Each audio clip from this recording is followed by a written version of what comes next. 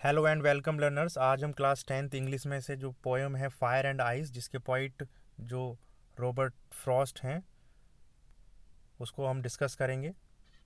Robert Frost was a famous American poet हैं। देख लेते हैं पहले इनके बारे में थोड़ा सा। सैन फ्रांसिस्को में इनका जन्म हुआ 26 मार्च को 1874। और इनकी कुछ फेमस पोइटिकल वर्क जो हैं a boy's will, north of Boston, ये दिया हुआ है। तो पहले हम दोनों स्टेंजाज को डिस्कस कर लेते हैं। छोटी सी ही पोएम है और उसके बाद इसका सेंट्रल आइडिया और समरी भी डिस्कस करेंगे। ये है first stanza. Some say the world will end in fire, some say in ice, from what I have tasted of desire I hold with those who favour fire. कि कुछ कहते हैं कि इस वर्ल्ड का अंत, इस दुनिया का अंत फायर से होगा, कुछ कहते हैं आइस से होगा। लेकिन मैं जितना डिज़ायर के बारे में जानता हूँ और मैंने एक्सपीरियंस किया है, आई होल्ड विद दोज, मैं उनके साथ हूँ, उनका फेवर करता हूँ जो ये कहते हैं कि इस दुनिया का अंत फायर से होगा। ये इसकी फिर नीचे समरी है, कुछ क्वेश्चंस दिए गए हैं। वॉट डू सम पीपल से, कि कुछ लोग क्या कहते हैं, वो ये कहते हैं कि इसका एंड जो होगा वो फायर से होगा। अदर क्या कहते हैं कि आइस से होगा, जम जाएंगे सब।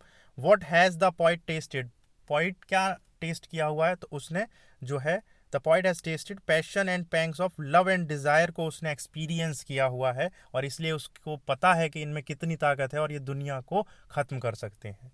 whom does the poet support, किनको सपोर्ट करते हैं, जो ये मानते हैं कि इस दुनिया का अंत फायर से होना है, that this world will end in fire.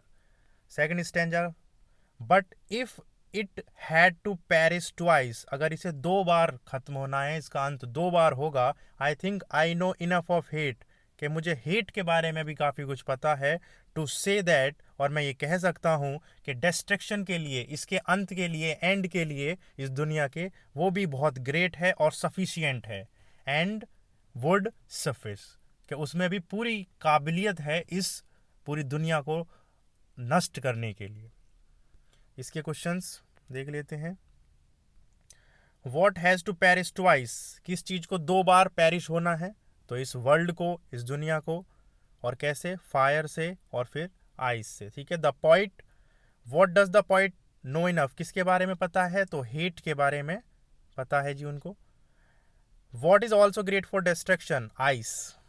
ठीक है, ice is also great. What does ice symbolise, किस चीज को सिंबलाइज करती है वो सिंबलाइज करती है cold reasoning, devoid of all human warmth and feeling, मानव संवेदनाएं, भावना, बिल्कुल इमोशन लेस, फीलिंग लेस हो जाना, इस चीज को शो करती है आइस। आपने देखा होगा कोल्ड ब्लडेड मर्डर उस इंसान को कहते हैं जिसमें बिल्कुल दया नहीं होती।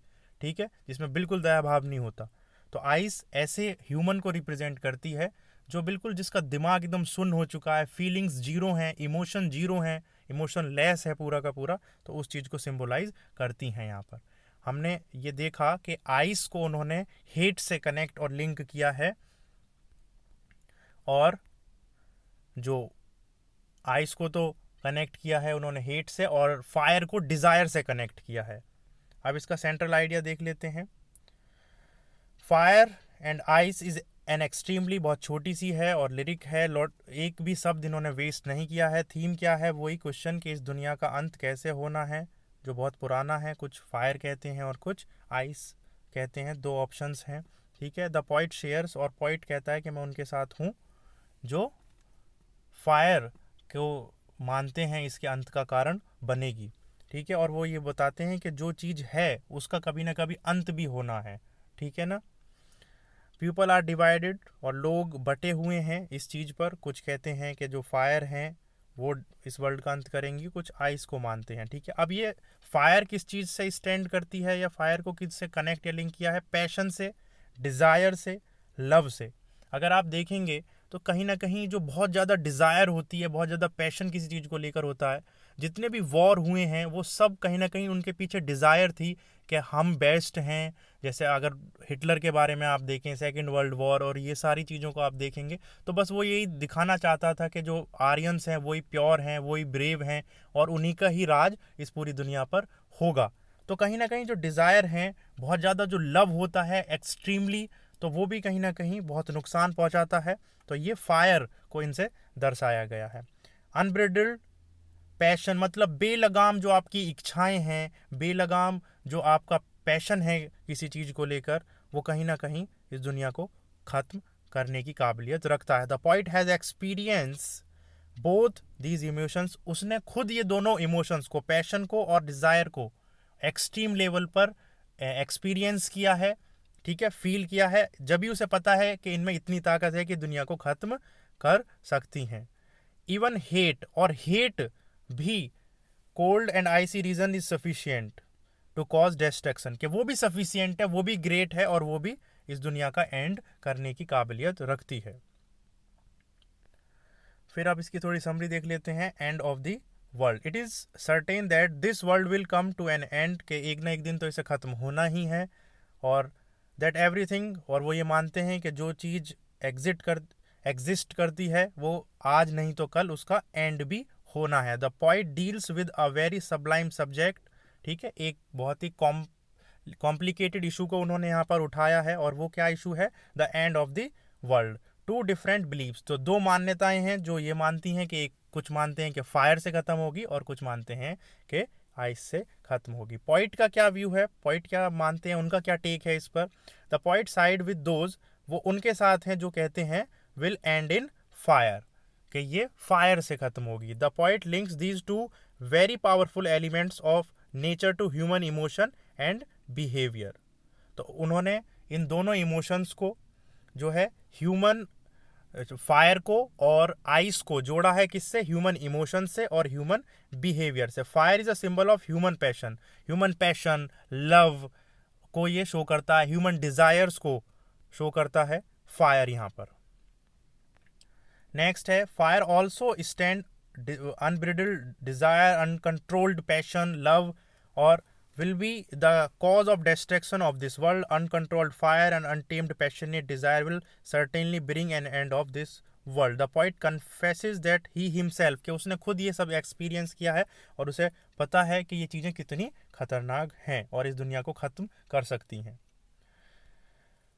आइस रिप्रेजेंट हेट और cold reason.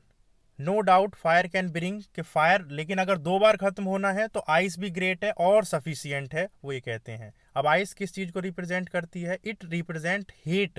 This hate is not product of N outburst, on the other hand it stand for cold and ice reasoning.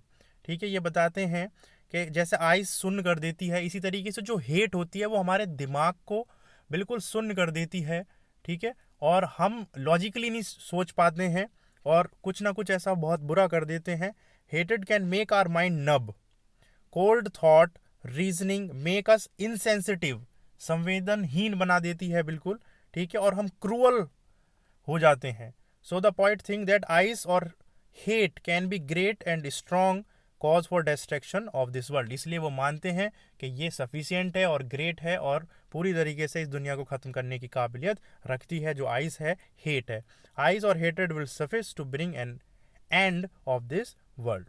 तो ये पूरी समरी थीम पॉइंट के बारे में हमने देखा और दोनों स्टैंजास को यहाँ पर जो है डिस्कस किया। Thank you.